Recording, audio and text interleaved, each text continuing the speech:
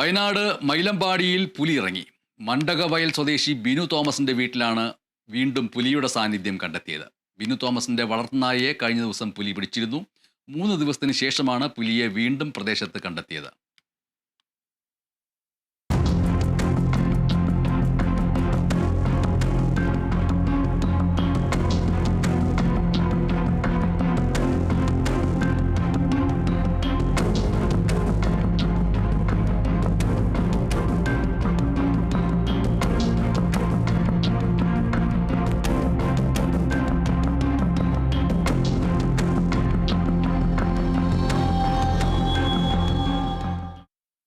ഒരു രാത്രി മണിയായ സമയത്ത് വന്നിട്ട് പുലി പട്ടീനെ കടിച്ചുകൊണ്ട് പോവുകയും പ്രദേശത്തുള്ളൊരു വീട്ടിൽ നിന്ന് കോഴീനെ പിടിക്കുകയൊക്കെ ചെയ്തു.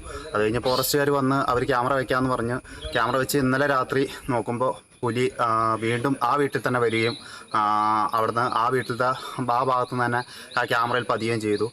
ബാക്കി ഇവിടെയുള്ള ജനങ്ങൾ ഭയങ്കര ആശങ്കയിലാണ്. കാര്യം വെച്ചാൽ എല്ലാവരും കൃഷിക്കാരും പുല്ല് മുറിക്കാനും എല്ലാ ആവശ്യത്തിനും പുറത്തു പോകുന്നതും അത് രാത്രി 11:30-ക്കാണ് പുലിയെ കണ്ടത്. അത് ആൾക്കാരൊക്കെ പുറത്തിറങ്ങുന്നതൊക്കെ ഉള്ള ഒരു ആവശ്യമുള്ള സമയമൊക്കെ തന്നെയാണ്. അതിന് മാത്രമുള്ള ഒരു ടൈമൊന്നും ആയിട്ടില്ല. പക്ഷേ ജനങ്ങൾ ഭയങ്കര ആശങ്കയിലാണ്.